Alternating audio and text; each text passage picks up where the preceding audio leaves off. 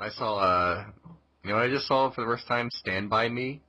I saw your wife on Twitter says like it's her favorite movie, and I was like, yeah, it's one of her favorite movies, which is weird because she doesn't really like 80s movies, and I do, but I've never seen it, and it's one of her favorite movies, so it's like, it was Bizarro World. Do you know who wrote the novella that Stand By Me is based on? Stephen King, our favorite author. Damn right. Yeah.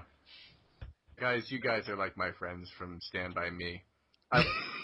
I learned a lot about myself that summer. Austin grew up, founded, owned, and operated an ice cream truck business. It was called Joe's. Nobody knows why. He died in Korea on a sex tour. Had absolutely no game. Johnny married the Queen of Siam. When he realized Siam wasn't like a thing anymore, he stole all the jewelry and left. He died in Vietnam. Fought for the communists. We don't see him around these parts much anymore, seeing as how he's dead. And me, I invented a new popcorn flavor that became very popular in only one country in Africa. You have to guess which one. I can't do all the work for you. I died in Iraq.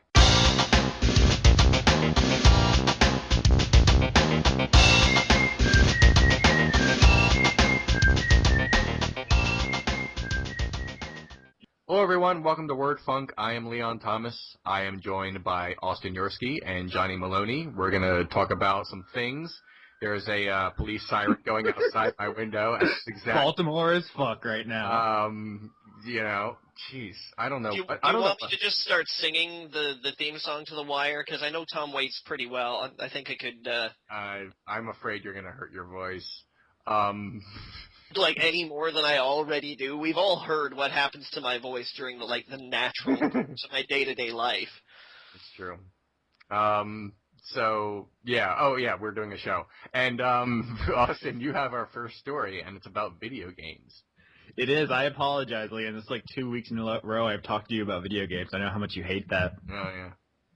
But last week I talked about Destiny, and I liked it. I think the story was gibberish and the RPG elements were weak, but it's a really fun shooter. I had I've had about 10 hours into it. But this week it appears that there are some consequences to other people not being so jazzed about it. Specifically, Kotaku went back and reported on an earlier contract they saw between Bungie, the developers, and Activision, the publisher of Destiny. And it turns out they're going to miss out on $2.5 million in bonuses if the Destiny does not reach a 75, or it's at a 75 Metacritic. It needs a 90 Metacritic, I think it was. Thankfully, apparently the contract has been reworked so that everybody at Bungie retains ownership of their souls. That's rare for an Activision contract. It really is. I mean, that just goes to show exactly how much faith that Activision had in this Bungie project. No word on whether or not Bungie is going to be as lucky on the next Destiny title. Or as they call the sequels, The Reaping. The Activision Blizzard machine is scary. But there's two separate things I want to hit here. One is Destiny itself, because I got to level 20. I want to talk about that a little bit more. But we're just starting the podcast. I want to get you guys involved in here. So let's talk a little bit more generally about Metacritic, because Johnny, you and I were critics. We gave numbered reviews to video games.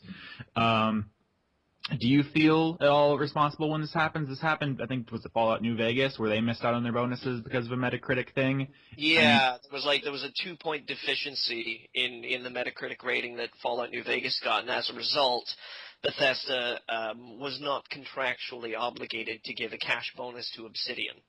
Yeah. I've always been of the contention that publishers are going to be, dicks, for lack of a better word, as often as they can. If they can find an excuse not to pay developers, they're going to, Metacritic or no Metacritic.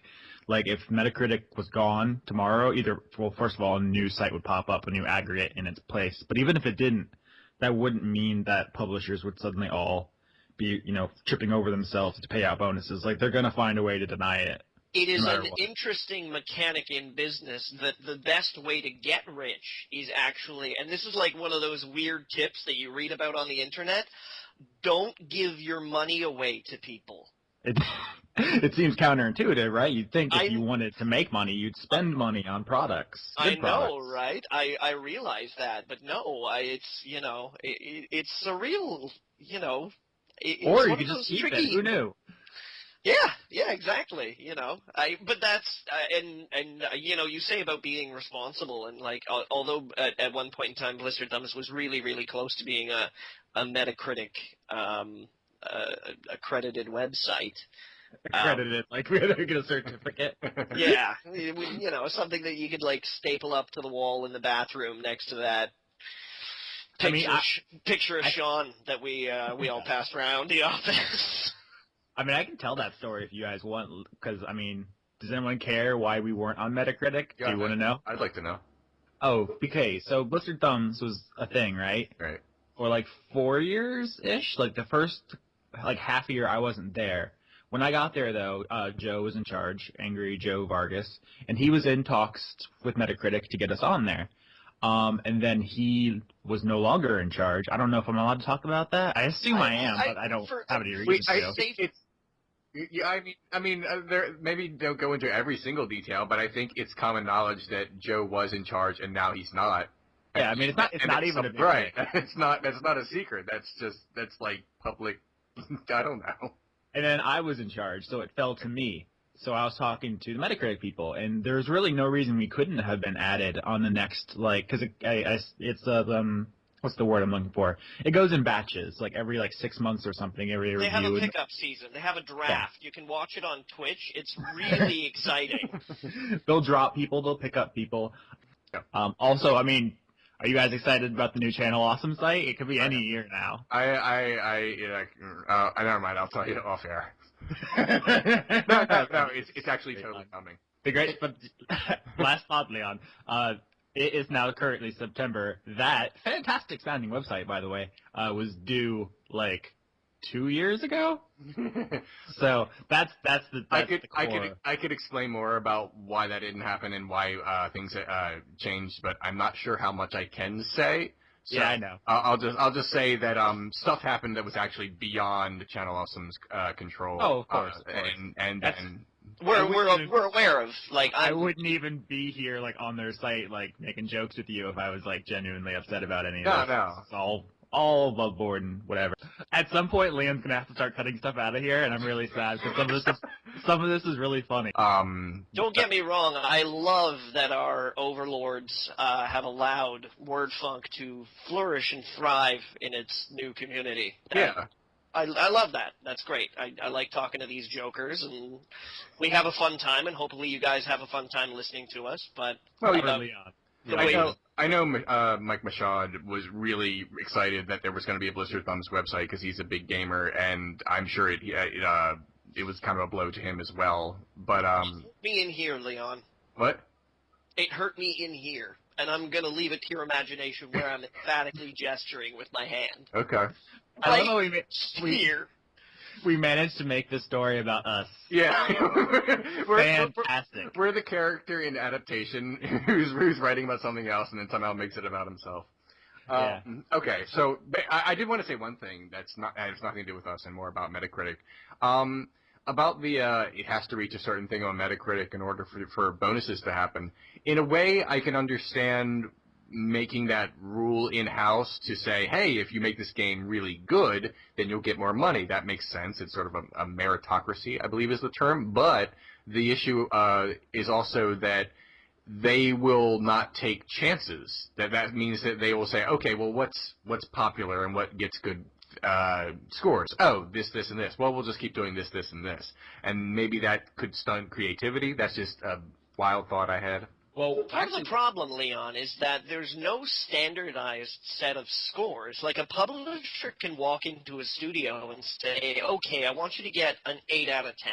And that would be really great if IGN is not an 8 out of 10 at GameSpot is not an 8 out of 10 at Polygon, it's not an 8 out of 10 at The Escapist. Everyone has a different 8 out of 10, so what does that even mean? Yeah.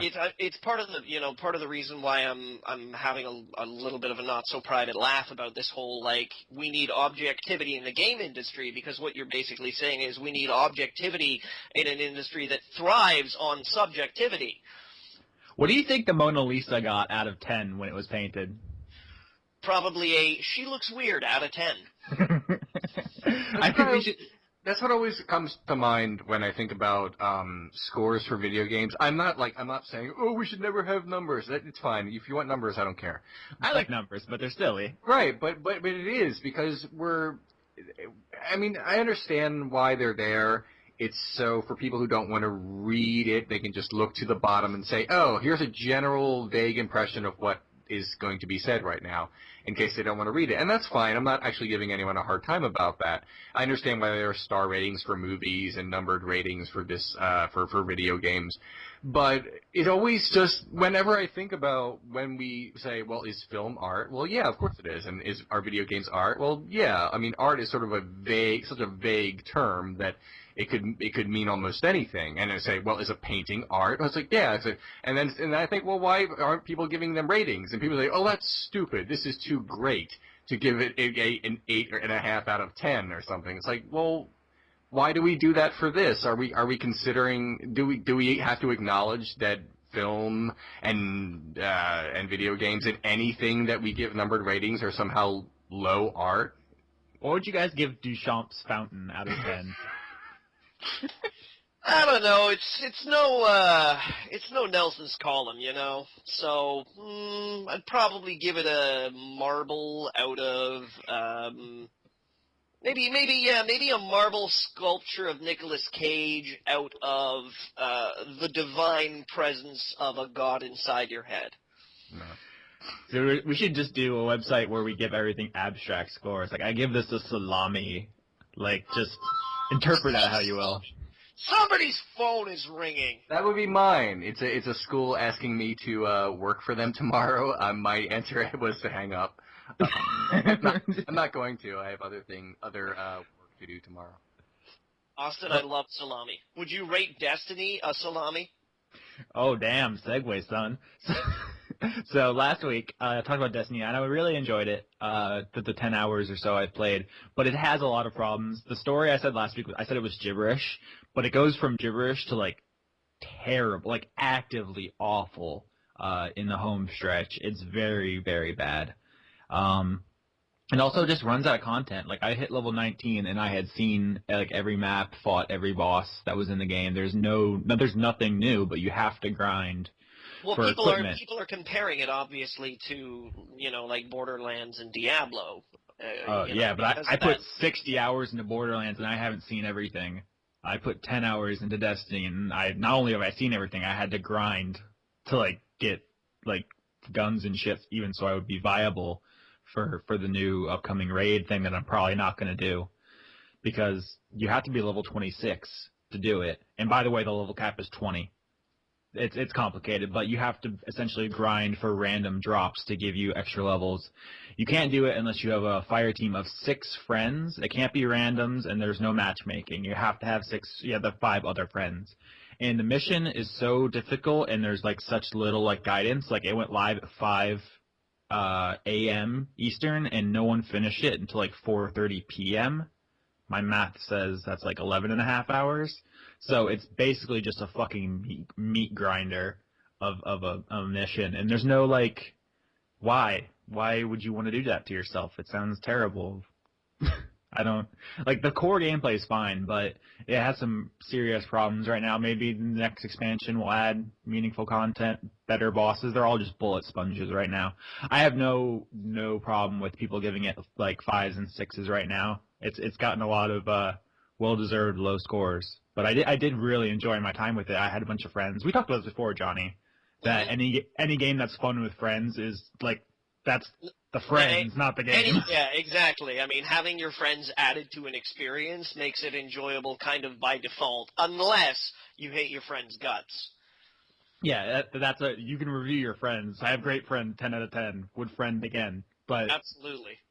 But friends are, I mean, you can get a bunch of friends together, and Superman 64 is great. You know, E.T. for the 2600 is great with friends. My favorite things about Friends is the DLC, where I put them away for a while, and then like a little while later we get back together, and suddenly they have all this new stuff. They've all got patched. They're all updated. Yeah, absolutely. It's incredible. It's incredible to see that happen in real time. All right. I know neither of you played Destiny, so I won't stay on the subject too long. But I will say that It needs work, and my estimation of it has gone down since last week, although I did enjoy it. It's basically like Halo, but everyone has jet boots, so that's fun. So maybe you'd rate it a salami, but not like a super like deli, like maybe Hungarian or salsa salami, maybe like an Oscar Mayer ham steak or like pre-sliced, where you're kind of like, I recognize that salami, but I'm not really sure. Johnny, you're such a fucking dork. You know that? You guys know that I moved apartment recently, right? I'm a homeowner. I'm an adult now. Apologize to your mother. Johnny. Go to your room. All right, but anyways, okay. The balcony of my apartment, I kid you not, looks out upon the rather grody sight, but superb odor of having a sausage curing house, like, right next door. I'm not kidding. I could install a fire pole out my balcony and wind up practically in their parking lot. That's interesting. Oh, they had the greatest chorizo sausage I've ever had in my entire life. And all this other stuff that I've never eaten in my life. Like, do you know what kashanka is? It sounds pretty fanciful. Do you know what it is? No. Neither do I. I ate it last week. It was great. Huh. I do know what chorizo is, though. That's good. And it's amazing. And they have, like, 5 or 6 different versions of, different kinds of salami. So I'm curious. Because now I kind of want a salami sandwich. A fried salami sandwich with pickles and some sauerkraut and maybe a little bit of Enthol on it. Now this Russian is just dressing. Cooking podcast. John, you said balcony, and it's real quick. I know I said this was the last thing I'm going to say on Destiny, but there's a great story because most of my favorite parts of Destiny weren't planned. One of the great things that happened was I was playing a strike mission. This is like a 3-person cooperative against essentially a regular level, then plus like waves of enemies and a boss, and it was really super fucking tough. But we were fighting out on this balcony, and the boss, like, I don't even know how. I'm pretty sure it's a bug, but they fell off the balcony and just died. It was totally not intentional. You're supposed to fight this guy. It's really, really hard, and he just, I guess, glitched off the edge and into the abyss, and we just won. It was fantastic. That's actually the second time something weird happened to us. Another time we got added to a random game, and it was already over, so we just got the experience for beating an entire mission that we didn't take part in. So that sounds fair. Yeah, my favorite parts of Destiny so far have been glitches. Did you take experience away from the other people in the mission, or do you is it like participant day, like sports day at school, where everybody gets a ribbon, even though like some of the ribbons say like "fuck up" and weird hair and. I don't think it was to anyone's detriment. I think what happened is like I got added to a fire team that had already slayed the boss of the strike. But since there's like a countdown after that before the mission technically ends, I got added in that window. So I got like mission complete experience, but didn't have to do anything. I don't think it takes away anything from anyone. Oh, it was just that would have been way cooler if you just popped in and like robbed 500 experience from these guys. It was like, see you douchebags! Actually, everyone I played with, like I played with some random people, and they were all super cool. It's like I said, it's basically a platform just to have a cool time with other people. Is much more than anything. So nobody's calling you a noob yet, or I don't know. No, I didn't get called nothing. As to the genetic heritage of your mother and father, or anything like that. Hey, their guess is as good as mine. Johnny. I'm not implying anything, Austin. I'm just. I know. Do you want to take the next topic before this gets any weirder? I thought I was, but okay. I don't care. You fight over it. I am clearly number 2. Arm wrestle over the internet. I'm going to go ahead and introduce our next topic. You may be familiar with him. He likes to talk a lot about interesting things. Ladies and gentlemen, Leon Thomas. Thank you. There's a fire truck outside my window now. I thought that was a train. What sort of interesting things do you have to talk to us about today, Leon? Okay, well, let me answer your question with a question. What is your favorite project by Kevin Williamson? And keep in mind, you're not allowed to say Dawson's Creek. I know you're going to want to, but you can't. The answer should be, I Know What You Did Last Summer. Can I say Kevin Williamson's usage of that one song in Dawson's Creek? Because I don't want to wait for our lives to be over. I don't either. What the all right. So anyway, well, I was going to talk about I Know What You Did Last Summer, because that's a thing, and he God, they're remaking. Now you've got that song stuck in your head, don't you? I do. So anyway, Hollywood is remaking I Know What You Did Last Summer, the 1997 horror film. It basically, if you haven't seen I Know What You Did Last Summer, what happens is there's a group of friends and they drive around, they accidentally run someone over, and they're like, we can never talk about this. And then they receive a message which says that someone did in fact know that what they did. And then there's a big mystery about who is sending these messages, and then they find out. And then there's a sequel, which is like impossible. This premise clearly ran out of steam, like right in the third act of the first movie, and yet there's a sequel. I think there's also a third movie, but it has nothing to do with the original cast. I could be wrong about that, but anyway, they're remaking it because that's what Hollywood does now. It's being fast-tracked, you guys. News just broke, and it's being fast-tracked. It will be out in less than 2 years, I believe the summer of 2016. So just a little under 2 years from today. Because obviously there's really no reason to let this thing marinate and go through a rigorous notes-taking process. Wait. Yeah. Wait. Should it really happen in the summer? Wouldn't it be more edgy if it was like, I Know What You Did Last Autumn? If 2 years is the fast track, what's the slow track in Hollywood?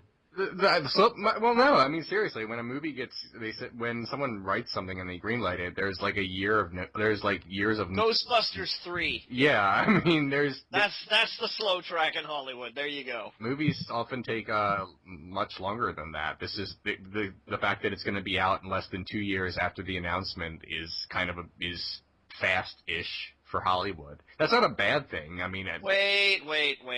Shouldn't we make this title a little bit more prevalent for the youth, so that instead of using the season, like perhaps we use something a little bit more hip that the kids can relate to, like I Know What You Did Last Semester?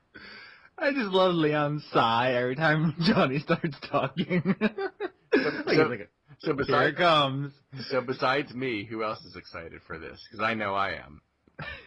I mean, I saw the original. It's just a slasher movie, right? It's a fun slasher movie. I was off horror movies in that time, in like the mid to late 90s. At least, like hipster Johnny, at least North American horror movies. No dice. Those underground Inuit horror movies were really good around those times? No, actually, at the time I really liked Japanese horror.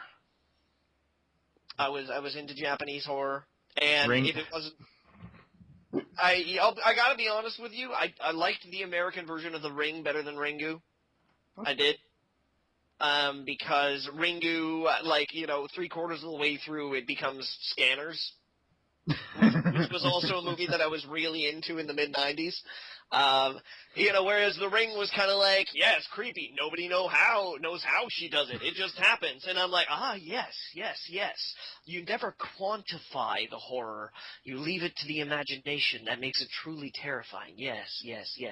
As opposed to, she got brain explodey powers, which is a little bit more like, so she has brain explodey powers. How do we deal with that? Yes, let us discuss how we deal with that.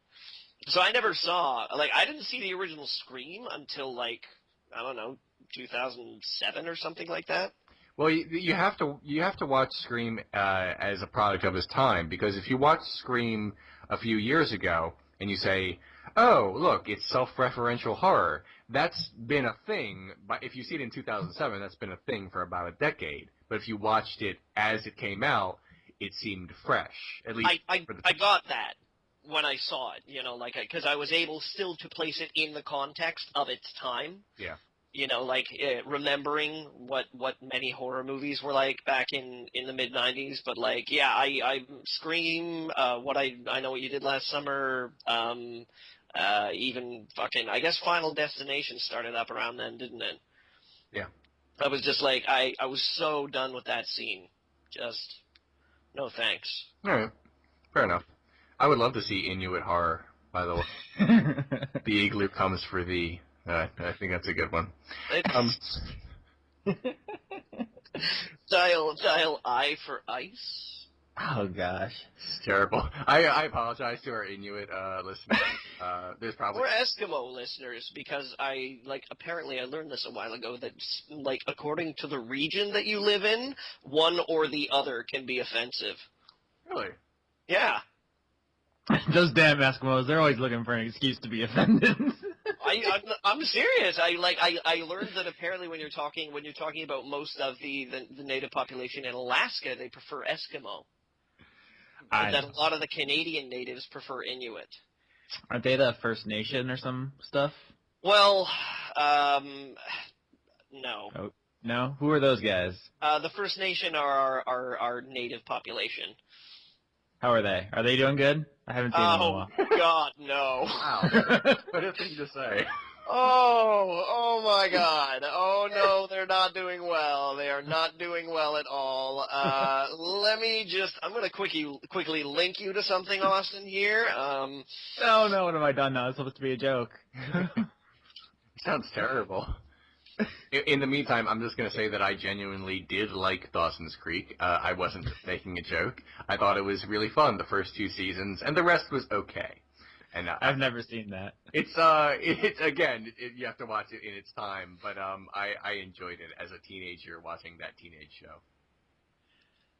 It was like, I guess it's billed as something that young girls were interested in, but then you watched it and it's like you realized too that you didn't want to wait. It turned out it was like about like a 15-year-old fucking his teacher and just all kinds of. We've all been there. That's relatable. Just all kinds of just weird stuff that you wouldn't think would be on this show, and yet it was. It was actually I actually enjoyed it a lot. Well, that's a sad link, Johnny. Thanks for that. Okay, let's see what Johnny is linking us to. Do you want to talk about this? I'm sure this kind of a downer. I'm sure this is riveting for our audience. Let's see. Canada faces a crisis on Aboriginal reserves. Oh my God, what's happening?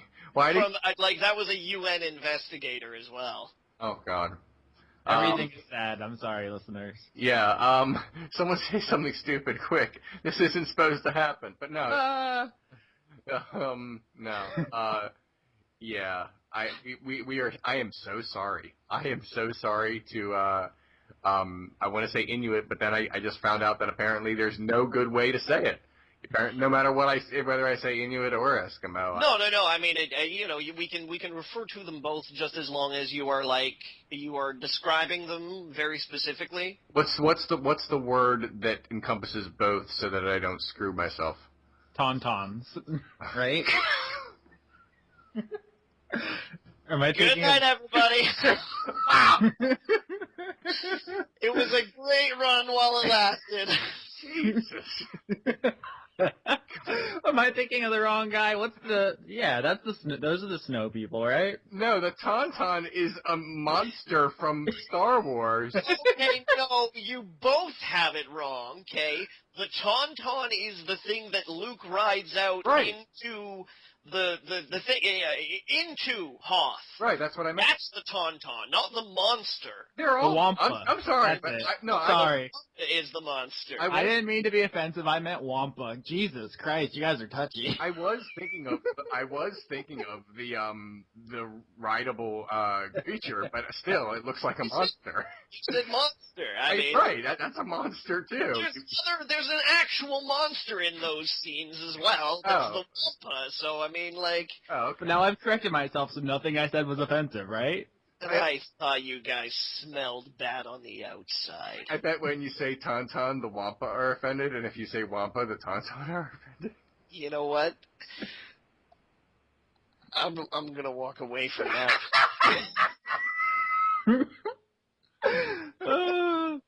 Hashtag Hothgate.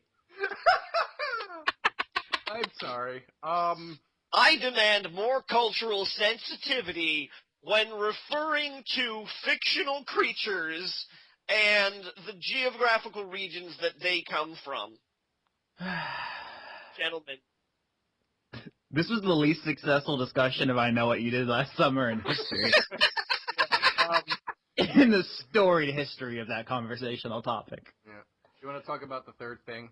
But you guys know that maybe we should have something a little bit more culturally relevant to the kids. So instead of setting it on Earth, seeing as how Star Wars is going to be big next year because J.J. Abrams is huge with the kids, we should call it I Know What You Did Last Semester on Hoth. Oh, speaking of Star Wars, I'm just going to ignore that, Johnny. I recently saw a movie called Brick. Have either of you guys seen Brick? Yes, that's one of my favorite. That's honestly, if not, it's one of my favorite films of this side of the millennium. And if I were to make a top 20 list of my favorite films ever, it is somewhere in the teens. Brick is my favorite noir movie. That's like when you actually piece it out, it's like, okay, so really none of this is noir. I knew there was a reason I liked you guys. It's superb because it's like, you know, you have all these like the tension in the movie is so thick and so great, but then you have these meetings where it's like a guy talking to the vice principal, and the vice principal's like, I don't know. We're going to have to make it look like you got suspended. And he's like, God damn it, you've got to do better than that. And I'm like, this is super serious. Wait a minute. What the fuck? But then, like, halfway through the movie, it's like, wow, this actually is kind of super serious. It is. It shouldn't work on paper. I just real quick. I'm sorry I changed subject. It's gonna come back to Star Wars. I promise. I saw the movie Brick recently. It's seriously like the best movie of like the last decade. So fucking good. It's like a noir set in a high school. Everyone talks like pseudo like 30s slang, and it's Joseph Gordon-Levitt. Super good. The reason I bring it up in relation to Star Wars is because the director, I think he might have also been the writer, Rian Johnson, is writing one of the Star Wars movies they're making and directing another. Yeah, he's Rian Johnson is also responsible for Looper. He's just kind of awesome. So when that was announced a little while back, I was like, that's perfect. Although I was kind of hoping Rian Johnson would kind of do his own thing for a while, but still, I mean, once he does Star Wars, he can pretty much write his own ticket and do whatever he wants for the rest of his career. So it's probably a good thing. Well, it worked for Nolan, right? Yeah, I mean Nolan. He's made so much goddamn money off those Batman movies that now he can pretty much do whatever the fuck he wants to do. Yeah, I mean he managed to get a pretty huge budget for Inception, which I rather liked. If you've seen the 4-part Renegade cut series on it. Which you would be notified about if you were a Patreon of Leon. Yeah. What else? Oh, yeah. Wait, full disclosure, I'm a Patreon of Leon's. So, and he's working on Interstellar right now, which I believe is going to be released in 2 months, which I'm also excited about. So, yeah, I mean, if you pick like a big mainstream project and you do it well, then Hollywood just has faith in you, and you can do weird, wacky stuff like that. I say all this, going back to the reason why I originally derailed us, is because I wasn't really excited about the Star Wars movies until I found out about this. I haven't seen Looper, but he also directed the episode of Breaking Bad. I've seen part of that. He directed Ozymandias, the episode of Breaking Bad, probably the best one, which is super cool. But now I'm actually excited about the Star Wars movies, because that's a person whose work I want to follow from now on. Yeah. You should watch Brick. It's super good. It is. Disney is actually surprisingly... We all agree on this. It's super good. Go watch it. Seldom do we all agree on how awesome something is. Yeah. What were you saying about Disney? I was just going to say real quick. For the most part, 99% of the time, Disney has made most of the right decisions when it comes to the new movies. So, I mean, I could pick apart a few different things, but for the most part, they seem to be doing everything right. So I want to be like I would say I'm even more than cautiously optimistic. I'm a big geek and I have my hopes up pretty well, but I think I have reason to, instead of just, oh, there's a new Star Wars movie. They are apparently doing some good things. So, practical effects. Yeah. And Ryan Johnson has come out and said this. He's like, no, they're big on practical effects. They want the practical effects. And we've seen set shots that J.J. Abrams has just kind of been like, hee, look, it's an X-Wing. And everybody's like, oh my god, it's a fucking X-Wing. I've tried to stay really far away from any pictures and any information about the new movies. All I want to know is who's directing them and who's writing them. I don't want to know any plot details. I know I'm gonna buckle. I kind of don't even want to see the trailer. I just want to go in the day it's released and watch it and be amazed and not know anything going in. But that's gonna be hard. It's hard because I'm on the internet. And I'm going to be bombarded with more and more Star Wars information as we come closer and closer to it. I'm certainly too that as the host of a film show, you're probably going to be inundated with a number of, oh, have you seen the new Star Wars? Well, I'm going to see it the first day it comes out. Maybe. No, not the movie, but just the media. Yeah. I've had that problem for a while, and when I actually successfully went on media lockdown for Guardians of the Galaxy, it was totally worth it because that movie was I had no idea what I was getting into, and it was super fun. I would totally recommend that for anything you're excited about if you can manage it. I've got an interesting question. This is something that I've kind of been not necessarily concerned about, but do you think Disney's got the stomach to let Marvel do another Punisher movie? I think Disney, Disney is such a huge company, though. It's a massive company. It doesn't just deal in PG-13 and under stuff. It has other, companies closely tied to it, and it just owns everything. So I'm sure that Disney, as a giant entity, has other, studios that have released rated R stuff. Yeah. I know, but could you imagine? Someday. Could you imagine a Rodriguez Punisher or something like that? Would Disney have the stomach for that? If they think it'll make money. I mean, we don't, I'm just trying to say we don't know, if they have any kind of weird internal conglomerate memo that's from now on, the worst word you use in public is heck. Well, no, I don't know if you're bringing this up because of the news about Punisher in the last few days, but for our listeners who may not know, there is sort of some information leaked about, or speculation from the recent Captain America movie, The Winter Soldier.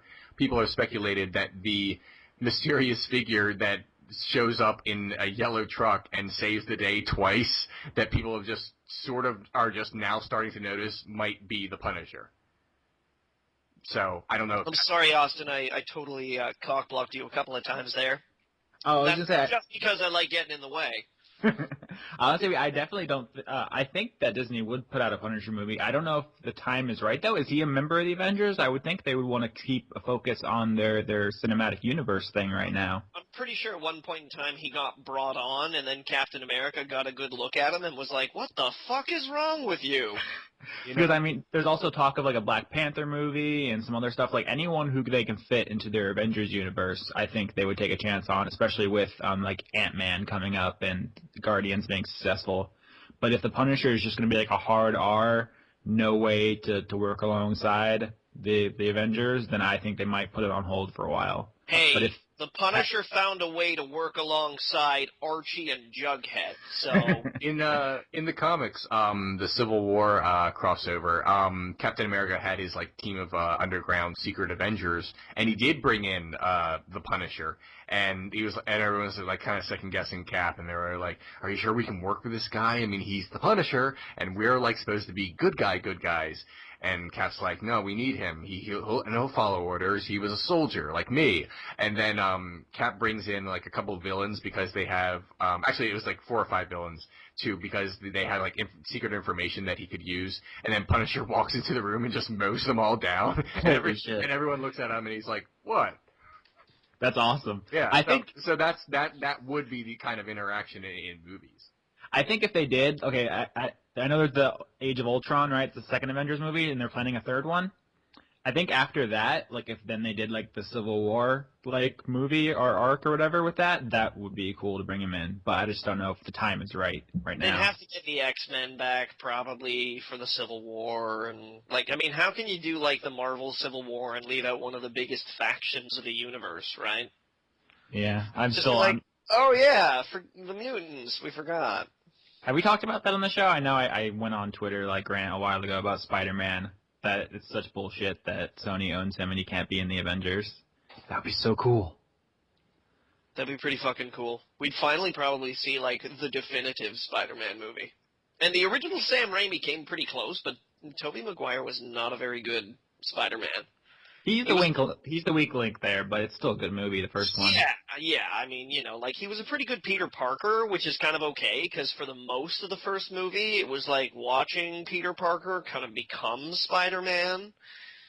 But, like, still hearing Tobey Maguire, like, quip a couple of one-liners at Willem Dafoe, it's just kind of like, nah.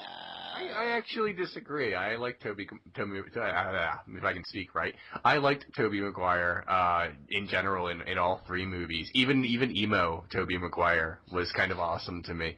I really should rewatch those movies. I think I was in like a bad mood when I watched like the first couple of those movies and didn't like them as much as I think I should have, because I mean, looking back at them, they were really good movies. I just, for some reason in my head, I was just like, I don't know, I had a lot of venom in me for some reason, and yeah, I think I should rewatch them. But I like Tobey Maguire. I think he was a great choice. I'm not stepping on Tobey Maguire's toes while we're dancing here. I'm looking into his starry eyes and going, oh, Tobey, you're actually a pretty good actor when somebody gets you in the right role. But, you know, I don't know. I didn't see him as a Spider-Man, you know, because part of like Spider-Man's charm to me is that he's such a polar change from this, like, you know, supposedly kind of like nerdy, bookish, kind of shut-in Peter Parker, which I know is kind of an outdated concept of what they've made Peter Parker these days. But when you're talking about his origin story, it kind of hinges on this whole, like, sort of like, you know, bookish kid who doesn't really have much in the way of self-confidence, and then he gets all this power, and it goes to his head, and then he realizes, oh, shit, you know, when something bad happens to him. That, you know, because I don't want to make any spoilers about the origin story of Spider-Man, guys. Go ahead, Austin. Oh, I was just going to say that I think you nailed it about Tobey Maguire being an okay actor but not in the right role, because when I think about all the Marvel movies, like it's the casting, like no one else could be like Nick Fury, right? Like, yeah. Just everyone's just so perfect in their roles. Ron Perlman. I can't picture it. Like, everyone's so perfect. Like, old school Nick Fury, I think Ron Perlman could have done. I could accept that, but I still would prefer Samuel L. Jackson. I would, yeah. I agree. About Peter Parker, I mean, when I watched The Amazing Spider-Man with Andrew Garfield, he's also, I mean, he's a good actor, and his chemistry with what's her face, Emma Stone? Yeah, was actually like the best part of that movie. The rest of it kind of sucked, but they actually worked well on screen together. They're both fine actors too. Garfield, I think, was a better Spider-Man, but a weaker Peter Parker. Yeah, that's what I was going to say. I mean, when I was watching the scenes where he's Peter Parker and everyone's like, oh, no, everyone hates him, he sucks, and it's like, I'm looking at him like, really? Everyone really hates the very handsome guy who looks kind of cool and who dresses exactly like a product of his time and skateboards and has like a sweet camera and knows how to use like computers and the phone. No. Yeah, no. That's the part that kind of threw me. It's like when I've never actually seen the movie, but apparently there's a movie called She's All That, starring an attractive young actress, and they made her ugly by putting glasses on her. And it's like, no, that doesn't work. You can't just do that. And that's the same thing they did with him. They just claimed that everyone that he was kind of an outcast. And I was like, no, people probably really like him in general. I mean, maybe not the big jock, but you know, for the most part. Do you think Sony owns the movie rights to Miles Morales? Because Marvel could just make their own Spider-Man. That would be so fucking cool. I think if they could make a movie about Miles Morales and call him something else. But if they called him Spider-Man, I think that would. Just do it without the hyphen, because Spider-Man's supposed to be hyphenated. Just make it one word. They could call it Spider-Man, like that's his last name. My name is Miles Spider-Man, and they could call the movie, and they could just call the movie that, and that would work. Get on it, Marvel. We've solved your problems. So good. Okay, we started it a little late. Do we have time for Johnny to say a thing for me? Yeah. You're like, no, but do it anyway. Yeah, basically. Let's do it anyway. I don't really know what the big deal about this is. I mean, we all know that game leaks are specious at best. Right. I mean, but all right. What Leon and Austin would like me to talk about is that apparently on NeoGAF this week were a couple of leaked concept arts that apparently Guerrilla Games is going to be working, or is currently working on. The IP that people are saying Horizon, some images have shown up that, without mincing words, which I know I can be really good at, are like, fucking robo-dinosaurs! That's the story. There might be a game about robo-dinosaurs. And I mean, the only reason why this excited me was because, and you know, we started the whole episode, I was talking about Silverhawks, only I thought they were called Laserhawks, because I love Laserhawk.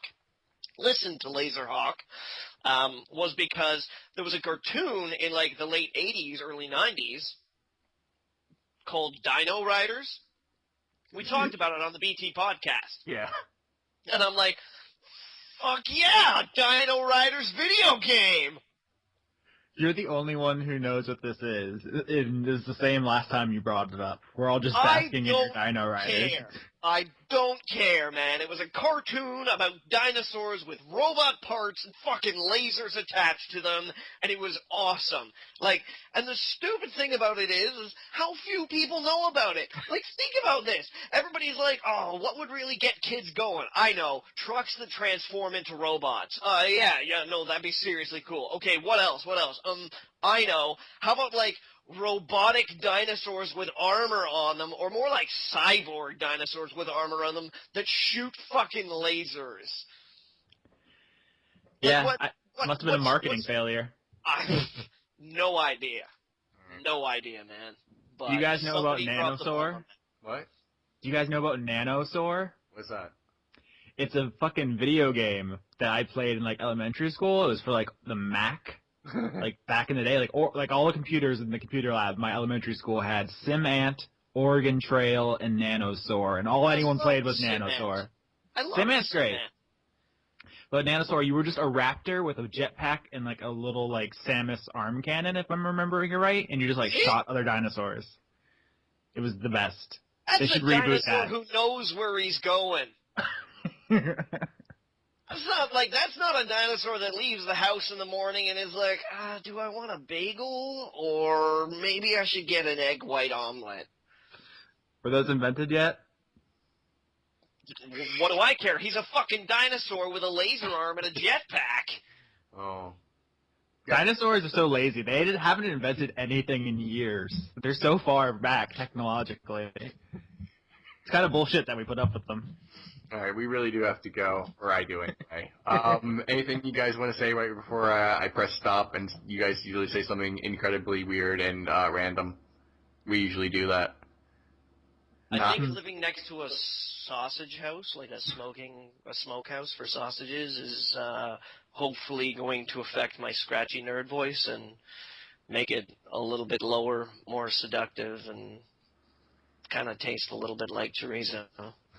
Spicy. I can't wait. But not too much. Ladies.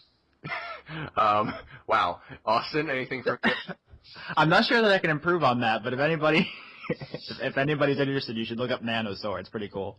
I just did. How's it look? Is it pretty cool? I'm still It's a fucking, like, that dinosaur means business.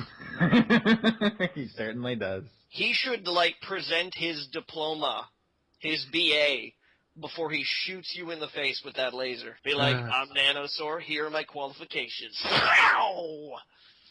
Alright, I really do have to go. Just cut it off there.